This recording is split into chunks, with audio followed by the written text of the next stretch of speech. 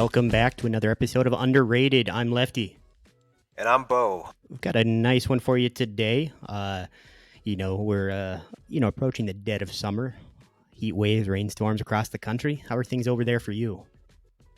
They are getting ready to come down. That's the sky's about to open up here. A little bit it's opening up, but yeah, welcome back, everyone. Um, we're only a few days away from the MLB trade deadline, Lefty. Yeah, we had our first big trade yesterday. Are you talking about the Yankees and the Royals? Yeah, Benintendi getting sent back to the AL East after his days in Right. Boston. Yankees getting a couple of pitchers in return.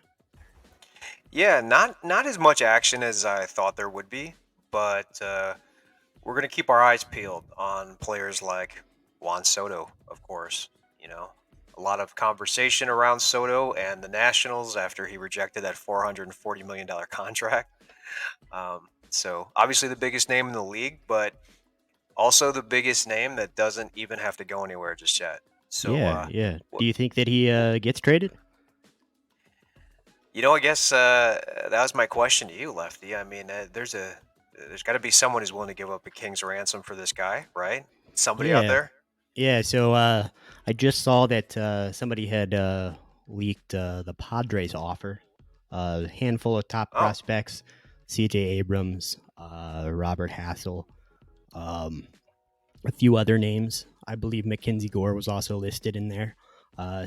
They're definitely willing to fork up some pretty high capital. I don't know if it's enough to move the needle, but it sounds like that's the best offer so far. Sure, yeah. I've seen a couple potential offers from the Cardinals. I would say that the Padres, takes the cake so far. If that is the case, those just prospects or those are good solid names there. But we will see. The Nationals don't have to pull the trigger if they don't want to. So, Yeah, yeah, there's no real um, rush with that. I would personally think that he probably doesn't move right now. The asking price is probably just too high, but I could sure, see, in another year, that becomes a little more likely, especially now that they definitely, have, you know, rejected the proposal for the international draft, so the qualifying right. offer, structure still remains in the books, so that would entice a team to maybe spend a little more, knowing they're going to get that supplemental pick back. Sure, sure.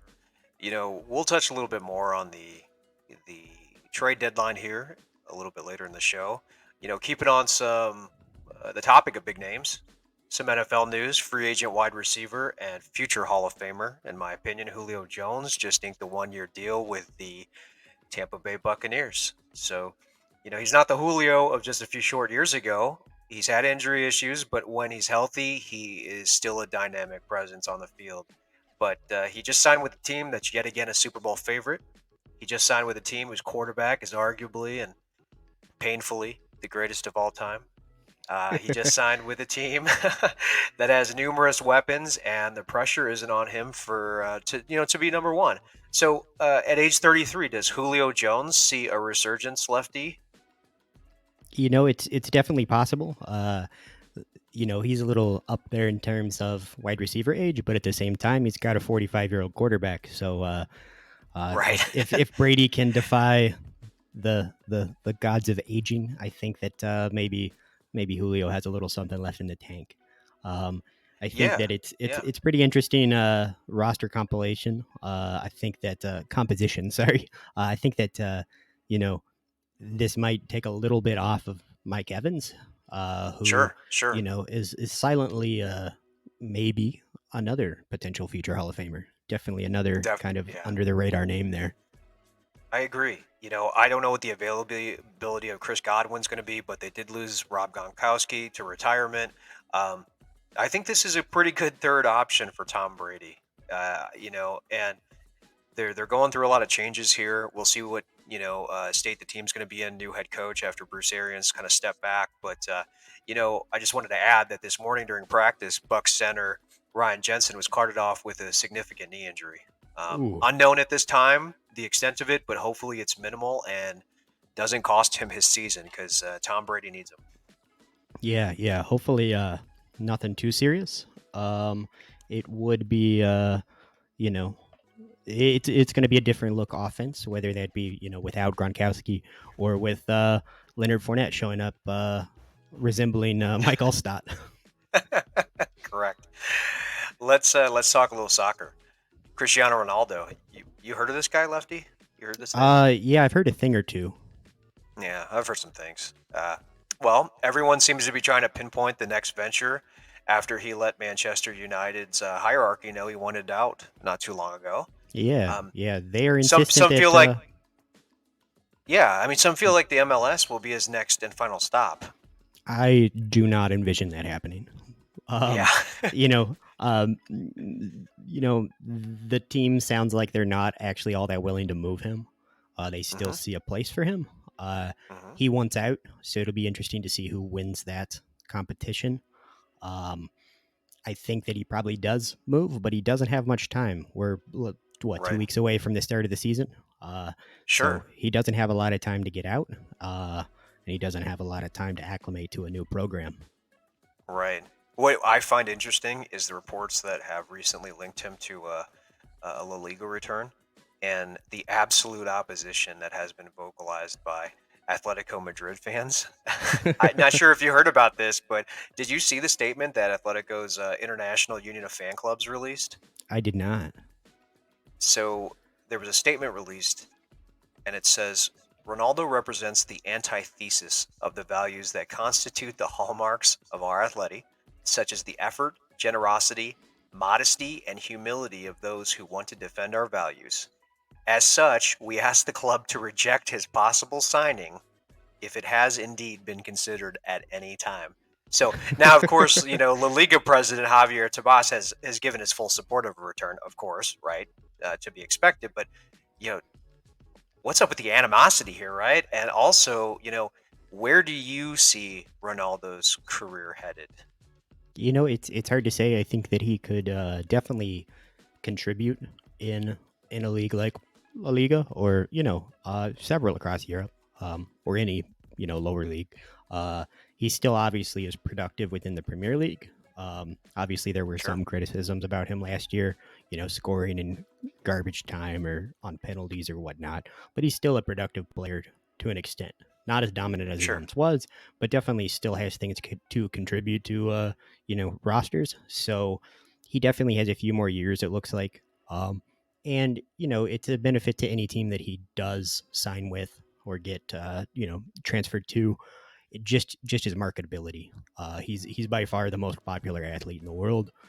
right, His following among even non soccer fans is huge. And sure, he's really curated that image and that marketability. So there's a lot in his transfer. So even if he doesn't maintain the highest level of play, he's still a valuable asset to any team. correct. I think if we're talking here about PR, if we're talking about um, getting visibility on whoever you're with, of course, the MLS and the La Liga are going to try to throw their hats into the mix any way that they can. So, it's Yeah, expected. I don't think that anyone in the MLS could afford that realistically. So I don't envision that happening. But there are definitely several teams across Europe that could make a move. Definitely. This falls in line with statements the MLS has released about pursuing Messi, now pursuing Ronaldo. It's just going to continue down the line. Like I said, we've seen this pattern of players at the end of their career, coming over, but not sure about this one. So we'll see how this plays out. But today we got a great show. Again, we're going to talk about two possibly underrated athletes out there and have some good discussion. So, Lefty, is there someone you want to kind of chat about first? Yeah, totally. As you may or may not know, I'm a pretty casual NBA fan. I usually tune into a handful of games each year, rarely more than 4 or 5. Uh, that being said, as a native Hoosier, I do know a thing or two about Big Ten basketball and defensive basketball fundamentals. My love of disciplined college basketball runs deep. Uh, but while that may be the case, do you know what I undoubtedly understand more than almost anything, save for complaining about how bad the White Sox are doing? What's that? Talking shit on the internet. And if there's anyone that's been subject of widespread and now renewed negativity on Twitter lately, it's a certain player that is coming off their fourth NBA title and is in the midst of a pretty public contract dispute. Naturally, we've got to talk about Draymond Green. Oh yeah, Dre. Everybody's talking about Dre. When are they not? When isn't Dre talking about Dre? Exactly. He knows how to remain in the spotlight. The hot takes about Draymond really run the gamut. One tweet I saw, jokingly questioned whether Draymond is now a Hall of Fame lock after, his brilliant Game 3 of the finals. To me, that seemed a bit absurd on its face, but as a casual fan and someone who has seen overwhelmingly negative things hurled towards Green, I thought maybe it would be fun to dig a little deeper. Yeah, so on its surface, Draymond's a four-time All-Star, four-time NBA championship, seven-time All-Defensive Team member, and was the 2016-17 Defensive Player of the Year. On top of that, in college, he was the Big Ten Player of the Year, a first-team All-American, and the NABC National Player of the Year in 2012. As a three-star recruit, according to Rivals at high school, Green wasn't a top 100 recruit and decided to stay home, close to his Saginaw, Michigan home, went to Michigan State. Kind of followed that classic Tom Izzo development pattern, slowly built up minutes and importance, won the Big Ten Sixth Man of the Year as a sophomore, and didn't really win that starting position until his junior year on campus. Then he only became a standout player in college as a senior. During that senior season, he averaged 16.2 points a game and 10.6 rebounds. That massive increase in pressure on the defensive glass his senior season, coupled with his, more consistent three-point shot, gave him some unexciting versatility, but it did lead to him getting selected as the fifth pick in the second round of the 2012 draft by Golden State. Yeah, that was a big year. His senior year was a huge year. I mean, he was captain, for the Spartans that year, and if I'm not mistaken, they're Big Ten champions. Yeah. That was a huge year.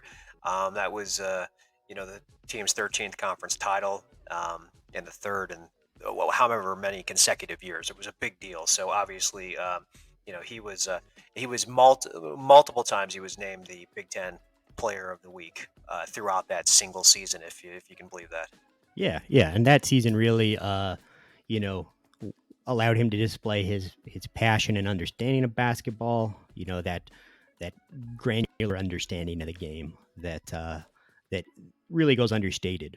Izzo described Draymond as the, quote, heart and soul of that Michigan State program and likened him to an enforcer in hockey. Oh, yeah. And, after he was drafted, it took Green until his junior season to earn consistent starting minutes at power forward, but he immediately made his presence felt. He only scored 13.3 points per game and had 9.4 total rebounds, not relatively high numbers.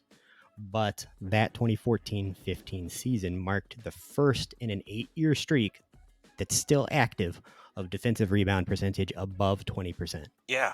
He, that was, like you said, that was his first season where he was actually being recognized, and he really, really turned it up as far as the physicality and the play, and the numbers reflected. And they won their first championship.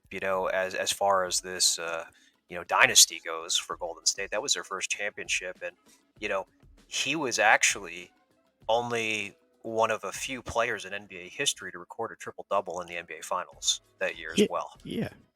That was his first year to contribute to that Warriors dynasty. And it would only take another, 2 seasons for that second championship to come. And in that second NBA championship season, we saw Green win the Defensive Player of the Year award on the back of a league-leading 3.9 DBPM. The Warriors would win that second championship, led by, perennial MVP candidates Steph Curry and Kevin Durant. But underscoring all of that was Draymond Green, the spark plug, the defensive wizard. And at the same time, he was followed by that real cloud of negative energy surrounding his alleged dirty play. He had a number of highly visible incidents across the playoffs. Um, and in my opinion, those incidents are very reflective of the overall value that Draymond offers as a player.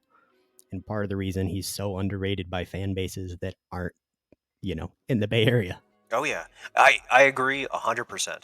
In game 5 of the finals, just a month or so ago, Green was the biggest best. He, rolling into stoppage time late in the fourth quarter, Jason Tatum had the ball and wanted to put up a shot during the dead ball period. Draymond followed him all the way back to the Celtics bench to prevent him from taking that shot, as he, fully lives in that space in which an opponent should never get a shot off, should never get a clean look, and it doesn't even matter if the clock is rolling. It really harkened back to another play in that championship run in 2018 in which, Rajon Rondo had to be physically separated from Green during a conference semifinals game after Green played again. Rondo tight after a timeout, blocked a dead ball shot, and just really got Rajon out of his groove. Yeah, I honestly was gonna, that's definitely a memorable moment. Draymond's been a part of a few of them, but yeah, over his career, he's been such a physical player, and it's harkened back to those years, especially during the '90s when the game was as physical as it had ever been, and you could get away with murder at those times. So Dre has still carried that on, and that torch is still in his hand these days. Yeah, absolutely. That high energy mental aspect of the game that he shows, it's not something that's easily quantifiable. It's not on a basketball reference page, but it's something that Warriors, owe a lot of their success to. Whether it be by crashing the boards hard on, easy LeBron rebounds or continuing to talk shit to Tristan Thompson after he'd already been ejected with only 11 seconds left in the game. Green displayed how outside of, total points, rebounds, or steals, he could totally impact a game and he could totally impact, how opponents perform in that, 2018 finals run. Definitely, it's always been a mental game with Draymond. He knows how to play it well, and you see the results. You see him get into the psyche of the opposition constantly, and that's one thing he's just been able to do consistently. Yeah, absolutely. That energy has continued now 4 years later into, this past 2022 finals. So much so that Red Sox fans, not the same sport, started to chant about him during a Red Sox game. Never in Boston. That would never happen. That's fake news. It's fake news. And while Draymond has seen his field goal percentage and assist kind of trend up as he ages, he still has no real flashy standout numbers. But barring a significant fallout, he'll likely go down as having one of the highest DBPM points averages in basketball history. As it stands, he's third all time, and he might even crack the top 100s in terms of VORP by the time he retires. Yeah. His playoff production will also likely be among the best. He already is among the top 25 in terms of total playoff steals and assists. And, he should crack the top 25 in rebounds if he, returns to the playoffs. Aside from those few standout metrics, he's really only been very good. But no metrics really account for the energy and mental impact that Draymond has had on the games, and how he's impacted that Warriors dynasty. That intensity and impact led the Warriors to another NBA championship and Green to his fourth title at only age 32. Yeah, absolutely. They're in it they're in it every year, and obviously that's attributed to many players in different roles on that team, including Draymond. Yeah, so that begs the question: is Draymond Green underrated? Well, I feel like us outside of Golden State, I do feel like Draymond has been undervalued. Um, Not all his fault, obviously. The statistics tell a completely different story. And I know there's always some sort of, controversy surrounding Draymond. He's a commentator. He's got his own podcast. He's always in the media.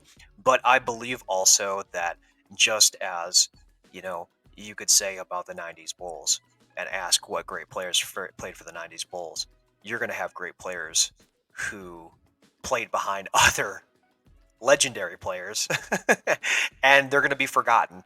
Had they been on a different team and put up the same numbers, they would be the star of that team. Draymond has fallen victim to that a bit, playing even for one season behind Kevin Durant, and constantly behind Steph Curry, Klay Thompson, so many different role players within that organization. Um, on my end, I believe Draymond currently is undervalued, but at the end of the day, when he finally decides to end his career, I think he'll get the recognition he deserves as a player. Yeah, totally. And lots of people like to criticize his off field, off the court antics. Um, but I think they all, you know, impact and play a larger role on what happens on the court. I don't Sure. think that he does a lot of things that aren't intentional. Um, obviously the contract dispute, wanting the maximum contract, 4-year extension. Sure. That's a questionable ask, maybe. Right. But at the same time, uh, it's another chess piece he's moving. And he'll probably end up in Golden State for another 4 years, is my guess. Maybe not at Yeah. that max contract, but Sure. he'll stick around. I think that he offers a lot of value to that organization, and I think that assistant GM Steph Curry wants him to stay. Right. If obviously, if you haven't seen, Draymond's mother is making a lot of statements about it too. She gets very involved, but he's just a player who wants his own personal value. He values himself, and you can't really harp on anyone for that. But yeah, I agree with you, Lefty. I think he'll be in Golden State for good. Yeah, yeah. And I think there's a lot of comparisons between his personality and that of like someone like Dennis Rodman on the Bulls championship teams. But Sure. I don't actually think they're that similar. I think No. that Rodman was very provocative just for the sake of it. And I Sure. think that Draymond is a little more calculated than that. And I think it's a discredit to all that he does to make that comparison. Right. I watched Dennis Rodman for quite a while, and there was a method to his madness, but it was also Dennis being Dennis. I think with Draymond, it's strategy. It's a lot of strategy, and there's more of a mental process that he's going through there. Yeah, Dennis was he's really incomparable to anybody, but he really focused on physicality more than anything else, and was able to, you know, do it. Very different game, very different rules. I don't know if Dennis Rodman could be as successful in today's game. I'll just be honest. Yeah, neither does Draymond. Exactly. Or any of the other 1998 Chicago Bulls. But yeah, great touching on Draymond. We'll take a quick little break, and we'll come right back with another story. We are back. Thanks for sticking with us. Is there anybody you wanted to talk about today, Bo? Of course. So today's feature is around a former NFL running back. He's been Hall of Fame eligible for more than a decade, and for the first time became a semifinalist during the selection for the 2022 class. He had a 9-year career in the NFL. He's an NFL Offensive Rookie of the Year winner, first and second team All Pro selection, a 4-time Pro Bowl selection, and he was 1 yard away from becoming a Super Bowl 34 champ. His number 27 is retired by the Tennessee Titans, and he is now the current head coach of the Tennessee State football team. We are going to talk about the great Eddie George. Not a name that comes up every day. No, no, but did when he was active and playing. So we'll start with a little college background so we can preface Eddie's road into the NFL real quick. He attended The Ohio State University, where he set school rushing records in his senior year. That's 1,927 yards on the ground, accompanied by 24 touchdowns. So that's an average of a little over 148 yards per game. And he also caught 47 passes for 417 yards that senior year, after he only caught 16 passes in his first 3 seasons. Yeah, that's Uh, pretty impressive production. it is, especially, like I said, after uh, doing nothing through the air the first 3 years of his college career. And, the senior year, he had a school record 314 yards rushing and 3 TDs against Illinois. A huge game, right? I mean, the numbers were video game numbers. But it was one of 3 games in which he rushed over 200 yards. It sort of became expected of Eddie George to just put on a show at that time. So, with that type of performance, he was recognized as a first team All American, of course, right? And topped it off by winning the Heisman Trophy that year. So, he leaves OSU second in school history in career rushing and third in rushing touchdown at that time. So, pretty impressive 4 year stint, wouldn't you say? Yeah, absolutely. You know, impressive 4 year stint at a highly ranked school. That '95 Ohio State team was Hmm. pretty solid. Uh, Top 10 most of the year. Oh, yeah, Really solid, really for solid sure. numbers at a really high level. High level competition. Yeah. You know, he leaves college and he becomes a 14th overall pick in the draft after being selected by the Houston Oilers, now the Tennessee Titans, in 1996. And he makes an immediate impact.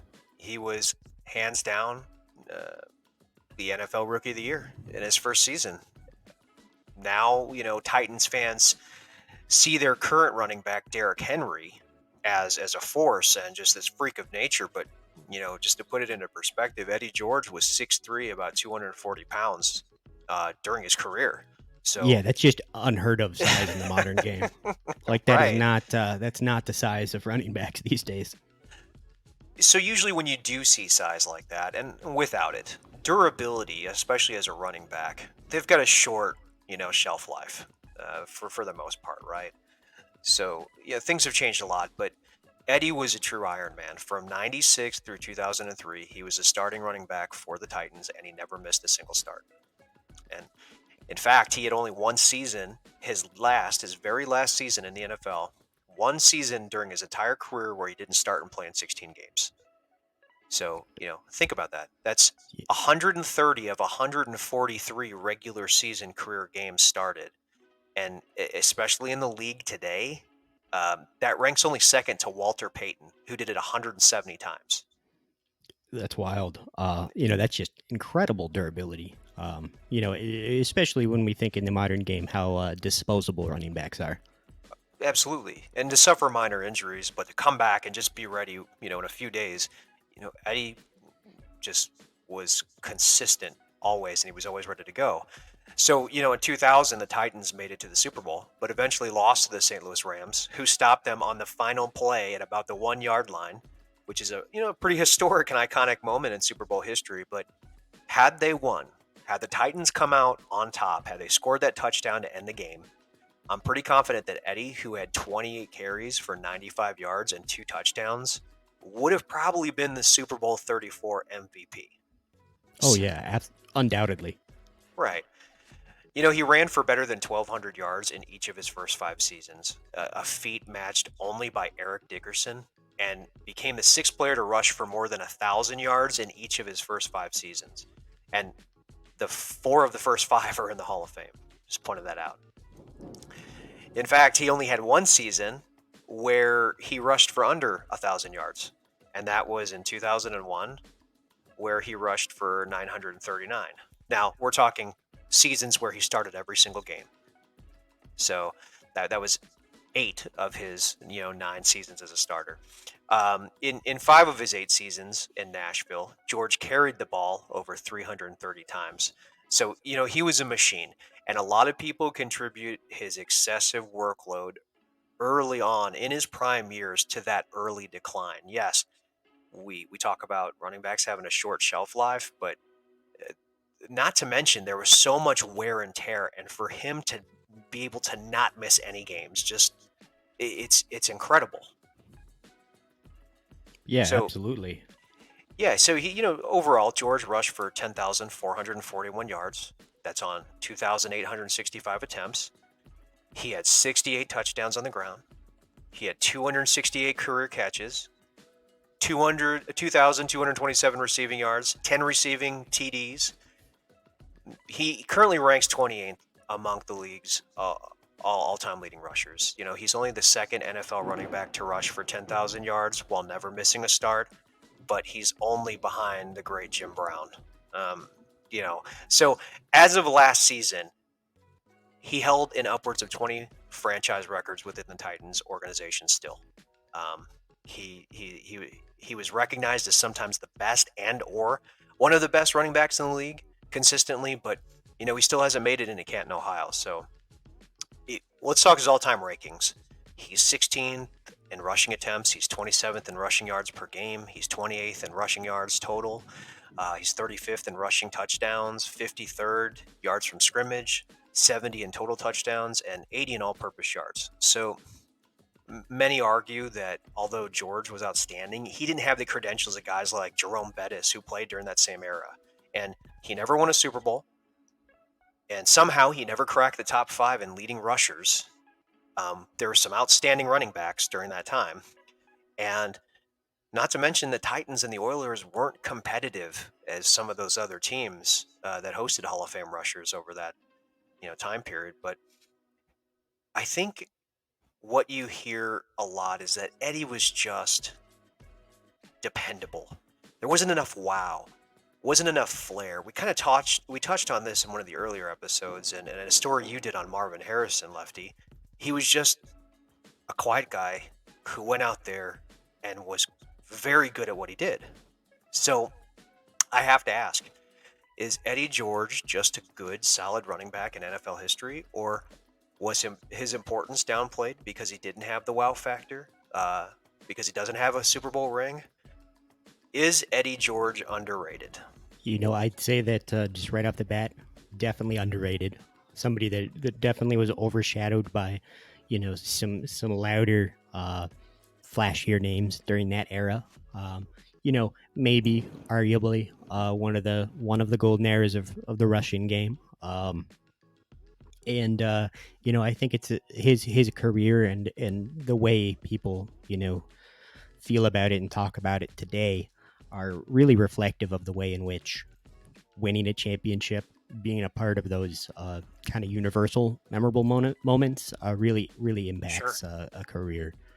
He's definitely Oh someone yeah. who has kind of fallen off the radar, fallen under the radar.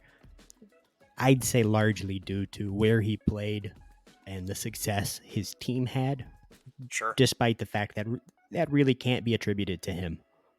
Right. Right. I think in comparison, Edgar and James, the former Indianapolis Colts slash Cardinals slash Seahawks running back, who is a Hall of Famer, played one more season than Eddie George did, and had 200 more rush attempts and about 2,000, about maybe 1,800 more rushing yards, and finished with 12 more TDs.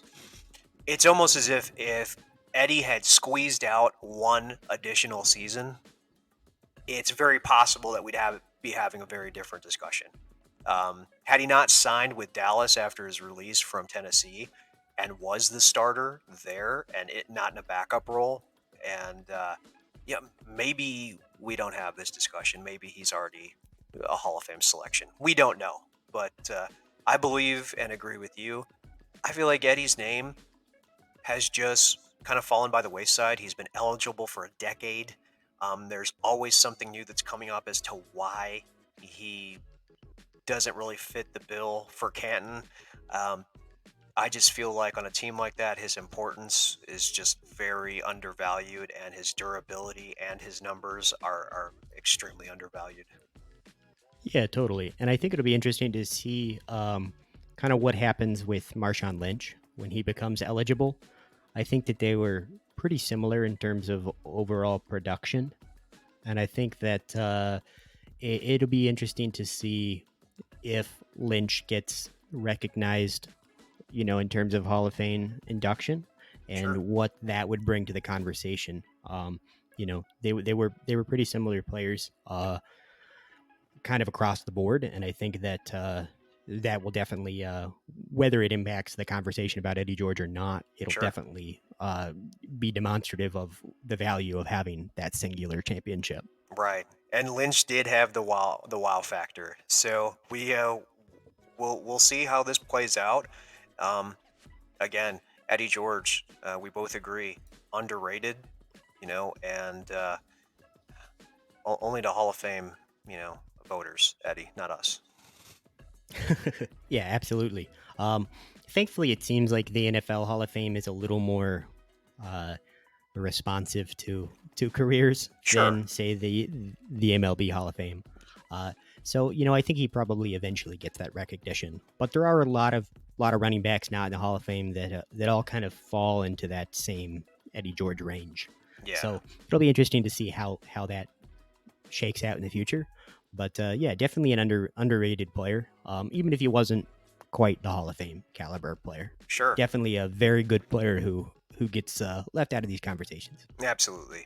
So, um, yeah, we've had some interesting things go on here the last week. Lefty, can we take some time? Anything exciting happening in the world of women's soccer? We're about to see the finals of the women's Euro. Just yesterday, Germany knocked off France.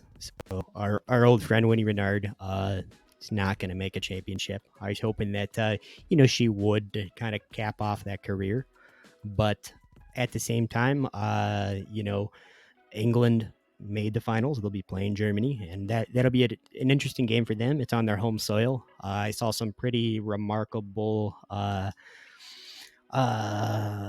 exaggerations about the importance of that.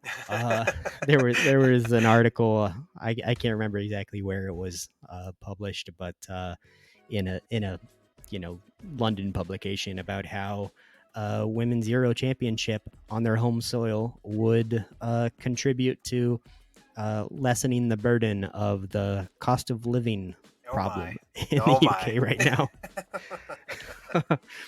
So yeah, apparently the quote cost of living crisis can be solved if the women win the Euro. I'm definitely rooting for him now, for sure. Yeah.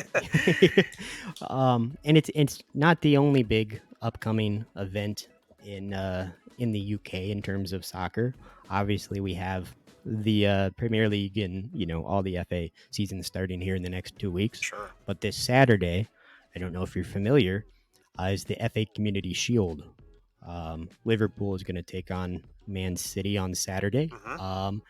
In what figures to be a great game that will carry some maybe ramifications into the season. Definitely.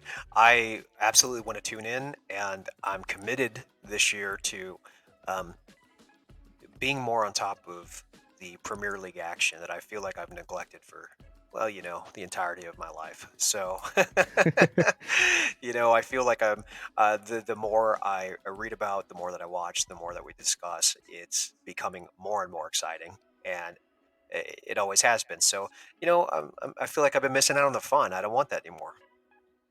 Yeah, no, totally. And this will this community shield face off between. So if you're not familiar, the community shield is the winner of the FA Cup versus the previous winner of the whole Premier League. This is going to be Man City's like big debut of Holland. Wow. As the biggest you know transfer of the offseason, arguably. Sure. Uh, his debut on the national stage with Man City is going to be a a big feat. Something that everyone's tuned into. So definitely something that's pretty exciting there. Definitely.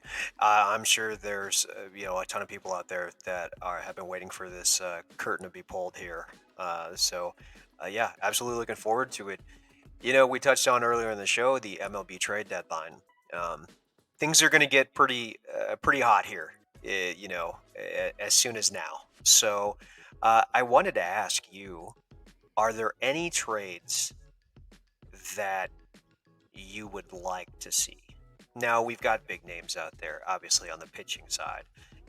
We talked about the Miami Marlins listening to offers on Lopez. We talked about obviously Luis Castillo and Frankie Montez. Those are the big names out there. Which shocking that those are the big names this year. So it Yeah, feels yeah. like there's. I don't want to say there's not a lot of depth, but are there any trades that you would like to see? Well, just personally as a fan, with the White Sox being in dire need of a lot of things. I'd love to see a return of Jose Quintana to the White Sox, but that's just from a fan's perspective. Sure. Mostly just because, he's probably my favorite player of the last decade. Yeah. Just the most quiet, and for 2 years there, statistically the most unlucky player in baseball. So I'd love to see him return and have success. On a larger scale, we've seen that Cleveland is open to trading anyone on the roster, any pitcher. We've seen now that the Marlins are open to trading any pitcher, save for Sandy Alcantara. Yep. And it's come out today that the Astros are also willing to trade from their pitching depth. Sure. So I think that there could be some pretty large trades that don't involve Juan Soto. Right. And that could be exciting. I'd love to see, the Astros really make a run at the Yankees in terms of AL dominance by acquiring, say, Brian Reynolds from the Pirates as well. Sure. That's a name that I think they're probably hunting, and could really take them over the edge. Definitely a bigger acquisition than, say, the Yankees acquiring Benintendi. Definitely. Obviously your Cardinals are in the market for several things. Yeah, for just some starting pitching for Juan Soto. The Cardinals are in a great position. We've got a loaded farm system with some talent that has really progressed very quickly. There are a lot of pieces that can be moved here, right? Say the same for obviously the Padres, teams like that. I don't necessarily think that a Juan Soto deal is going to work out. Like we touched on earlier, I think that they're going to want a little bit too much, and I'm not saying that they're overvaluing Soto. I'm saying that they are. It's going to be hard to find a team that is able to part with as many pieces, right? So, talking on Quintana, what wasn't he a part of the trade to the Cubs that got you Dylan Cease? Yeah, absolutely. Yeah, He was the player that reeled in both. Dylan Cease was the smaller, lesser known name in that sure. deal. It was really headlined by Eloy Jimenez, but it would be a triumphant return. It would be. That would be. That's a big win for the organization if that happens. I yeah, I would like to see some big moves here happen. I really want to see some big starting pitching names move across the board. I think that'll be fun in itself. I love that.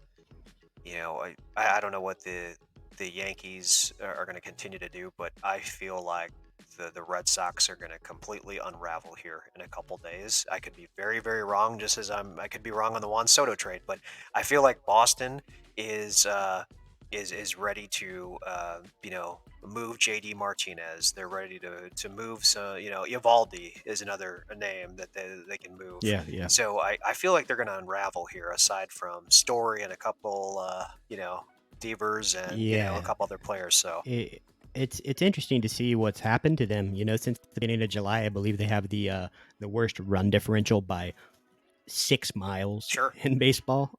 They've just been absolutely dreadful, this month.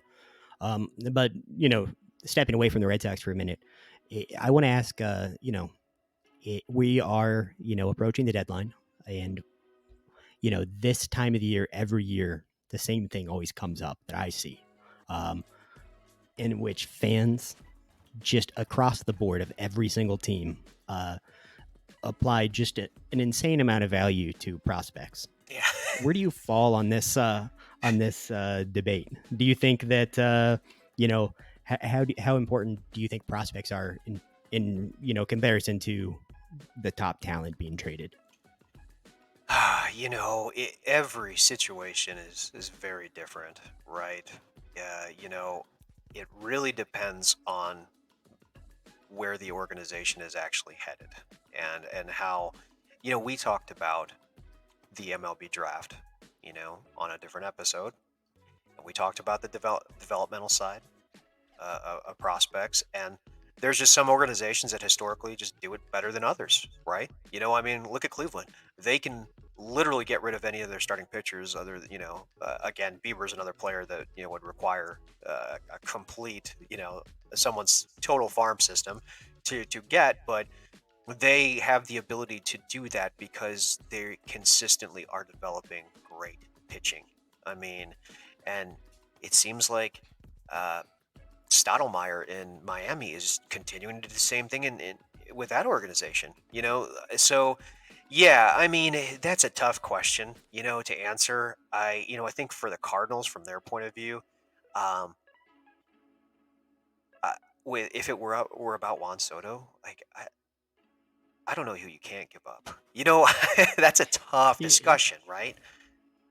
Yeah, it's an interesting breakdown for me because, personally, I would always take the established talent over someone who might be good in the future. Right, Like, it is very difficult for a player to come into the league and succeed to the level of some of these names, especially a Juan Soto. right. I would say that there is a close to 0% possibility that any player traded in a deal for Juan Soto could, you know, replicate his production in any meaningful way. Sure, sure. Almost impossible. Um, Absolutely. and I just don't I don't see the value in obviously there's value in farm systems and prospects, but when it comes to trading a maybe for a sure thing, I take the established talent every single day. Right, right, exactly, exactly. I'm in agreement with you on that. Like I said, and it doesn't necessarily just have to be that situation. If you have a game changer, you're in a win now mentality. You say you don't have the farm system depth. Um, Absolutely, go for it. I mean, if now's the time, you go for it because it could be your one and only chance. So, yeah, I think as I've seen here just recently, especially with Juan Soto, many teams literally just talking about, um, no, we can't let this person go. We can't let this prospect go. He's right there. He's a year away from being there. A year away from being what is the question, Yeah, right? from being 20% of Juan Soto. Exactly. We're talking about, it's in St. Louis, you're talking about a guy like Nolan Gorman. Okay. Well, we're talking about a guy who's hitting 229. And we're getting, I understand he's a young man. He's playing out of position because, we have Arenado at third base. But also, this is not his ceiling. It's just we don't know where that's at, right? But we do know what Juan Soto is going to continue to do and may possibly go down as one of the greatest baseball players ever at this point. Yeah, and like when you're talking about trading Soto for someone in a package that includes someone like Gorman, Juan Soto is 23 years old. Nolan Gorman is 22. Exactly. Juan Soto has been one of the best hitters in the league, if not the best hitter. For several seasons now. Sure. He's in his like fourth season now, fourth full season, I Right. believe. And it's just baffling that someone could value someone who is the same age, maybe even older than Juan Soto, more than Juan Soto. Oh yeah, and that's a typical example of overvaluing. You know, one of the game's top prospects. Great. What about the game's top player? Yeah, we can just exactly, have that exactly. now. Everything you want in this young man, we can already have uh, beyond that, in hand. So yeah, it's I I I, I love seeing what's going to happen. I'm really excited for these next couple of days. I hear a lot of people say, "Hey, this is a dead time of year for sports," when it really isn't. There's just been a lot of fun stuff happening here lately, and we've been fortunate enough to be able to report on it a little bit. So that's awesome. Yeah, totally. Yeah, totally.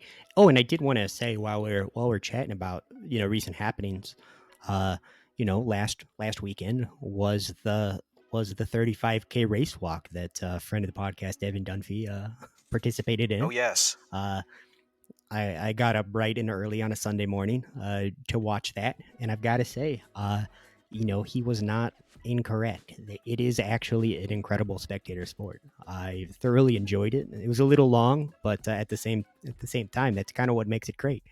Uh, you know, that level of endurance over the entire event. In which it turns into a real competitive race right at the end. Everybody's giving it everything they've got left in the tank, and definitely way more exciting than I anticipated, and something I encourage everybody to go watch sometime. Definitely, and thanks again, Evan, for joining the show. If you're listening, um, we've been able to educate ourselves and the fans on what this is. So yeah, if I have the opportunity to attend, I would love to see a number of happenings, over that weekend. It's great. Yeah, I'm glad you totally. got a chance to go. That's awesome. Yeah, and again, congratulations to him on that sixth place finish. It was a personal best in the 35-kilometer event, and an area record. So I believe that's all in North America. Yeah, So he definitely exceeded his own expectations, yeah. I believe. Great work, At, Evan. at least what he communicated in the podcast. But Yeah. maybe he's a little more humble than I thought. But yeah, congratulations to him, and that was a lot of fun to watch. Awesome. Well, this was another good show, and we thank you for joining us, Lefty. Tell them where they can comment on Eddie George or Draymond Green Yeah, or anything else. yeah. If you want to talk about Draymond Green, tell us how much you hate him and his demands, or let us know your thoughts about Eddie George. You can follow us on Twitter at underratedpod. That's at underscore rated underscore pod on Twitter. And you can listen to this episode and every other episode on Spotify, Apple Podcast, or wherever podcasts can be found. Thanks again, guys. Tune in next week.